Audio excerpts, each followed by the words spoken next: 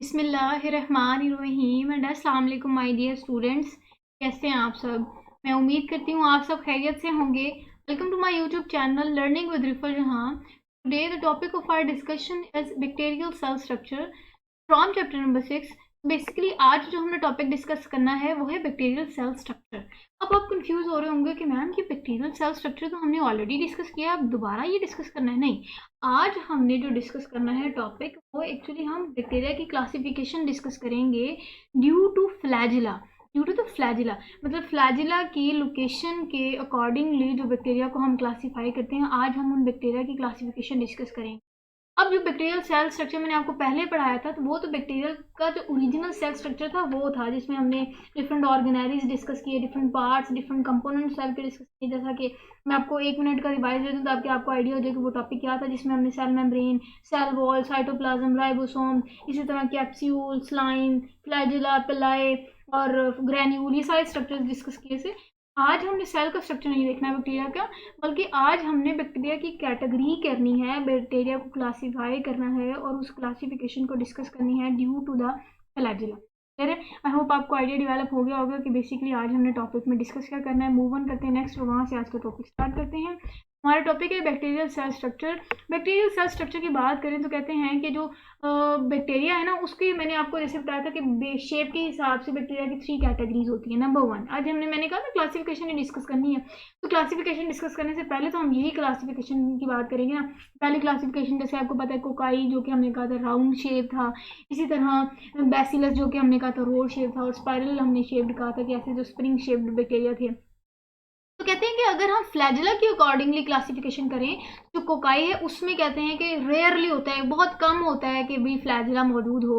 उसके बरक्स अगर हम बैसिलाई या स्पाइरल शेप्ड बैक्टीरिया की बात करें तो उनमें फ्लैजिला मौजूद होता है। अब हम समझेंगे कि हम फ्लैजिला फ्लैजिला बोल रहे हैं, फ्लैजिला होता क्या है। मैंने पीछे जब आपको लेक्चर दिया था तो उसमें जो हमने बैक्टीरियल सेल स्ट्रक्चर डिस्कस किया तो उसमें फ्लैजिला मैंने डिटेल से डिस्कस किया। आज हमने इस आप कह सकते हैं लोकोमोटरी ऑर्गन की डिफरेंट लोकेशन की वजह से हमने क्लासिफिकेशन बैक्टीरिया की डिस्कस करनी है। उससे पहले हम समझेंगे दोबारा कि फ्लैजिला होता क्या है। फ्लैजिला की बात करें तो ये आप कह सकते फ्लैजिलन प्रोटीन से मिलकर बने होते हैं, और ये आप कह सकते हैं लोकोमोटरी ऑर्गन होते हैं जो कि बैक्टीरिया को लोकोमोशन हेल्प कर रहे होते हैं। स्ट्रक्चर की बात करें तो कहते हैं कि ये एक्सट्रीमली थिन होते हैं, thread like structure, hair like इनकी अपेयरेंस होती है। और ये आउट ग्रोथ होती है। आउट ग्रोथ का मतलब मैंने आपको पीछे बताया था जब मैंने आपको इसका दिखाया था बैक्टीरियल सेल का, तो कहते हैं जो बेसल बॉडी है उस बेसल बॉडी से ओरिजिनेट कर रहा होता है ये फ्लैजिला का स्ट्रक्चर। और वो फ्लैजिला का स्ट्रक्चर हमने कहा कि जो थिन होता है और हेयर लाइक या थ्रेड लाइक स्ट्रक्चर होता है, नेम्ड एज फ्लैजिला। अब फ्लैजिला की बात करें तो कहते हैं कि ये बैक्टीरिया को हेल्प करता है मूव करने में या लोकोमोशन करने में हेल्प करता है। बेटा ये लोकोमोटरी ऑर्गन है बैक्टीरिया का। आई होप आपको समझ आ गया होगा कि फ्लैजिला क्या होता है, और उसके अकॉर्डिंगली हमने जो डिफरेंट बैक्टीरिया की कैटेगरीज थी। कोकाई, हमने कहा कोकाई में फ्लैजिला रेयर होते हैं, लेकिन बैसिलाई और स्पाइरल शेप्ड बैक्टीरिया की बात करें तो इनमें मौजूद होते हैं। अब इनमें जो मौजूद होते हैं, अब उनमें हम बैक्टीरिया के अंदर मौजूद या वहाँ उनकी अंदर या किसी तो उनके इर्द गिर्द मौजूद फ्लैजिला की एक तो लोकेशन देखेंगे, और उस लोकेशन के अकॉर्डिंगली हम उसको डिवाइड भी करेंगे, कैटेगराइज करेंगे, और फिर क्लासिफिकेशन को हम करेंगे आज नेक्स्ट। क्लियर है? तो ये क्लासिफिकेशन ऑफ बैक्टीरिया हम डिस्कस करना है ड्यू टू फ्लैजिला के ऑन द बेसिस ऑफ एक तो प्रेजेंस ऑफ फ्लैजिला की फ्लैजिला कहाँ मौजूद है, pattern of attachment of flagella की फ्लैजिला कहाँ से ओरिजिनेट हो रहा है, उस पैटर्न ऑफ अरेंजमेंट के अकॉर्डिंगली हम बैक्टीरिया को क्लासीफाई करते हैं। नेक्स्ट, नंबर ऑफ फ्लैजिला, कि जितने नंबर ज्यादा होंगे उस हिसाब से हम बैक्टीरिया की क्लासिफिकेशन करेंगे। क्लियर है? मतलब कि नेक्स्ट जो हम बैक्टीरिया की क्लासिफिकेशन डिस्कस करने जा रहे हैं, उसको क्लासिफाई करने के लिए बैक्टीरिया को हम फ्लैजिला रिलेटेड 3 चीजें देखेंगे, फिर हम उन बैक्टीरिया को क्लासिफाई करेंगे। एक देखेंगे कि फ्लैजिला मौजूद है, अगर तो मौजूद है तो उनको हम कुछ और नाम देंगे, और अगर नहीं मौजूद तो फिर हम उनको कुछ और नाम देंगे। वो क्या नाम है वो मैं आपको नेक्स्ट बताती हूँ। फिर हमने कहा कि उनको हम क्लासिफाई करते हैं बैक्टीरिया को according to the pattern of attachment, कि कहाँ अटैचमेंट हो रहे हैं बैक्टीरिया, एक साइड पे अटैचमेंट हो रहे कर रहे हैं, 2 साइड पे अटैचमेंट कर रहे हैं, या किस किस साइड पे अटैचमेंट कर रहे हैं, या बैक्टीरिया की तमाम आप कह सकते हैं सेल वॉल या तमाम बॉडी पे ये इक्वली डिस्ट्रीब्यूट कर रहे हैं। तो उनके अरेंजमेंट के अकॉर्डिंगली हम बैक्टीरिया को क्लासीफाई करते हैं।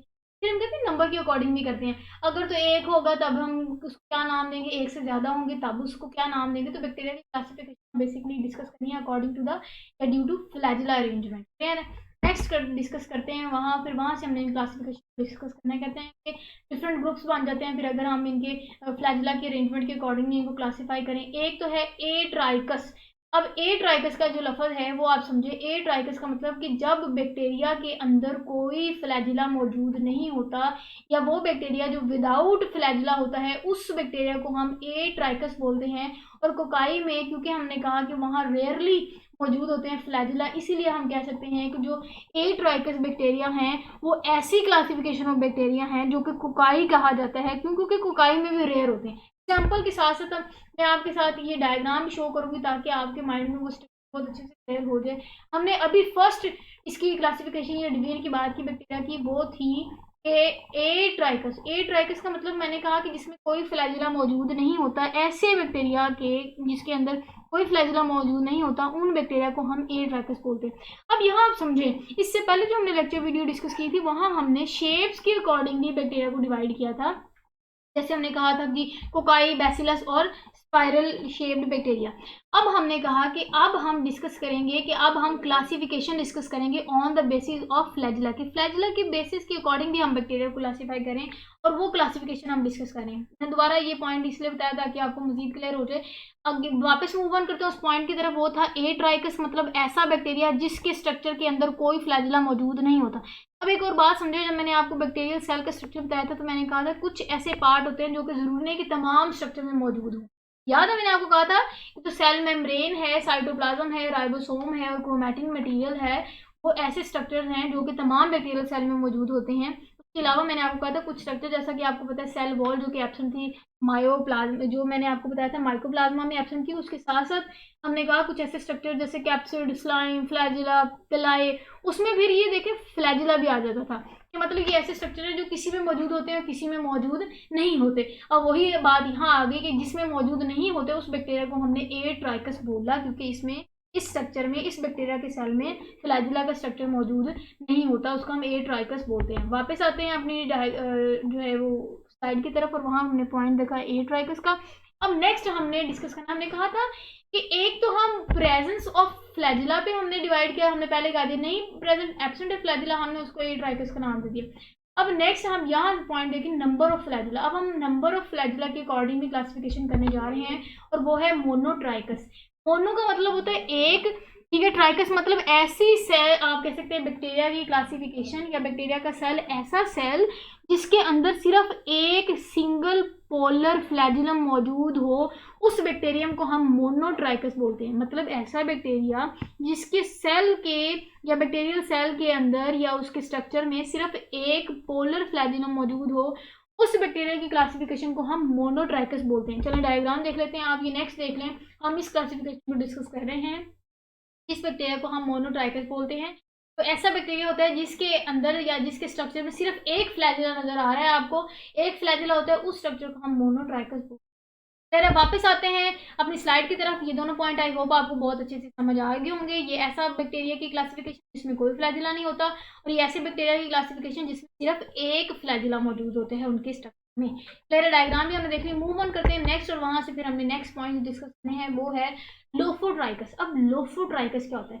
लोफोट्राइकस का मतलब होता है कि जब टफ कहते हैं बहुत सारा गुच्छा, टफ कहते हैं गुच्छा, जब गुच्छा मतलब कि tuft of flagella is present only at one pole of bacteria, कि जब एक ही बैक्टीरिया के साइड पे मौजूद होगा, एक तरफ या एक पोल ऑफ बैक्टीरिया पे मौजूद होगा अगर गुच्छा फ्लैजिला का, तो उस बैक्टीरिया की क्लासिफिकेशन को हम करते हैं क्लासीफाई एज अ लोफोट्राइकस। अब डायग्राम में आ जाएं आप, ये देख लें, ये डायग्राम है लोफोट्राइकस की। मैंने डायग्राम आपके साथ इसलिए शो की ताकि आपके माइंड में इनका स्केच बहुत अच्छे से बन जाए। अगर आप ये डायग्राम ही याद कर लेंगे तो आपको ये पूरे का पूरा टॉपिक बहुत अच्छे से समझ आ जाएगा। बहुत ईजी और आसान से टॉपिक आप देख भी सकते हैं, सिर्फ अरेंजमेंट की बात है।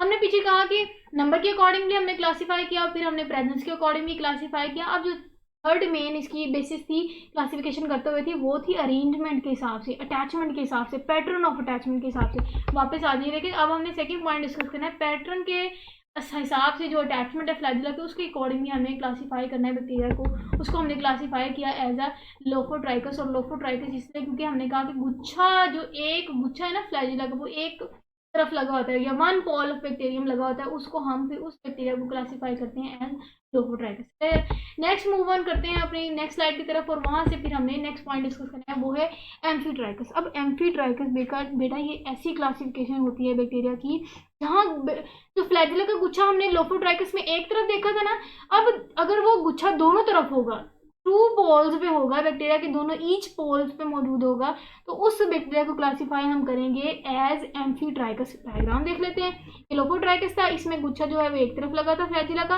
अब जो गुच्छा है फ्लैजिला का वो दोनों जगह लगा हुआ है, मतलब टू डिफरेंट पोल्स पे लगा हुआ है। एक पोल पे ये गुच्छा लगा हुआ है, दूसरे पोल पे ये, तो इस बैक्टीरिया को हम एम्फीट्राइकस बोलते हैं।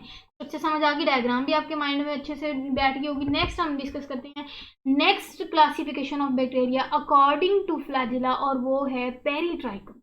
अब पेरीट्राइकस जो है वो ऐसी आप कह सकते हैं बैक्टीरिया की क्लासिफिकेशन है जिसमें जो फ्लैजिला है वो होल बैक्टीरियल सेल पे सराउंड किया होगा। अब वो रैंडमली बैक्टीरिया सेल में कहीं भी लगा हो, जरूरी नहीं कि वो सिर्फ एक तरफ ही गुच्छा हो, दूसरी तरफ हो, या एक हो या दो हो, नहीं। वो कहते हैं कि वो बैक्टीरियल सेल वॉल पे या बैक्टीरियल सेल के इर्द गिर्द हर जगह मौजूद होते हैं। ऐसे स्ट्रक्चर को हम पेरीट्राइकस बोलते हैं। और आप डायग्राम देख लीजिए, पेरीट्राइकस था, इसमें ये देखें लोफोट्राइकस वाली भी कंडीशन थी कि एक तरफ है, फिर हमने एम्फीट्राइकस वाली कंडीशन भी देख ली, दोनों तरफ है।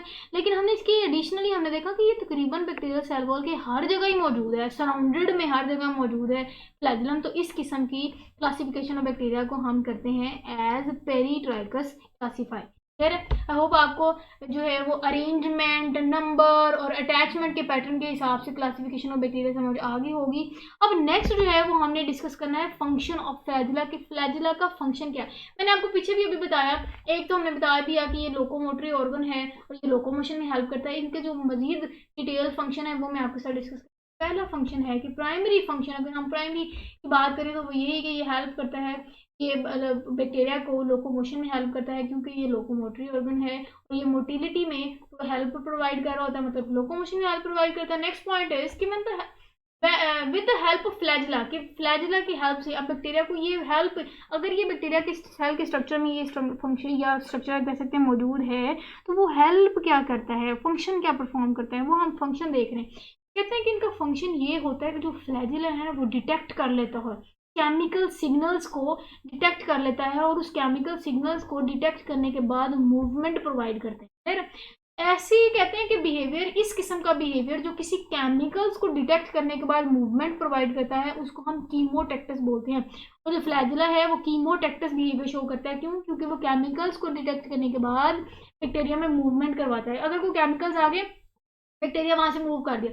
अब यहाँ ये कंडीशन होती है कि बाजू का तो आप देख रहे होते हैं कि जी अगर हम मेडिसिन भी खा रहे हैं तो जी वो इफेक्ट नहीं कर रही होती, क्योंकि बैक्टीरिया जो है वो केमिकल्स को डिटेक्ट करने के बाद, या फ्लैजिला जो है वो एज अ कीमोटेक्टस जो है वो बिहेव करने के बाद मूव कर देते हैं। उस केमिकल डिटेक्शन के बाद उस केमिकल से या उस दवाई से बहुत दूर हट जाते हैं, जिसकी वजह से हम कहते हैं कि बाजू का हम मेडिसिन खाते भी रहते हैं और हमें कुछ उसका असर नहीं हो रहा। तो ये कुछ कंडीशन है। क्यों? क्योंकि वो केमिकल सिग्नल्स को डिटेक्ट करने के बाद फ्लैजिला हेल्प करते हैं बैक्टीरिया को मूवमेंट में, जिसकी वजह से ये बच जाते हैं किसी भी केमिकल या हार्मफुल केमिकल से, जिसके बाद इनकी डेथ हो सकती है। फ्लैजिला का एक और फंक्शन हमने समझ लिया, मूवमेंट के साथ साथ ये केमिकल सिग्नल्स को भी डिटेक्ट करते हैं।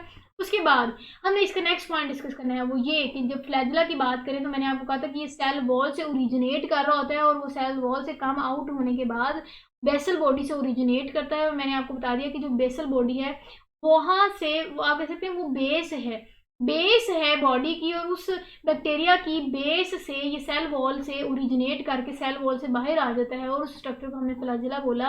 और ये ब्रीथ होता है, मतलब कि सेल मेम्ब्रेन से पीछे जो है वो इन द साइटोप्लाज्म ये स्ट्रक्चर मौजूद होता है। सर आई होप आपको फ्लैजिला का स्ट्रक्चर बहुत अच्छे से समझ आ गया होगा। अब फ्लैजिलम के स्ट्रक्चर के साथ साथ हम इनके कुछ पॉइंट्स भी डिस्कस करेंगे, और इसके साथ साथ मैं आपको इनका जो है वो स्ट्रक्चर भी बताती हूँ कि ये स्ट्रक्चर कैसा होता है। अब अगर हम बात करें, फ्लैजिलम हैज 3 पार्ट्स। तो फ्लैजिलम है जो मैंने आपको पीछे डिटेल से बताया कि वो ओरिजिनेट करता है सेल वॉल से और सेल मेम्ब्रेन के बीनीथ होता है इन द साइटोप्लाज्म।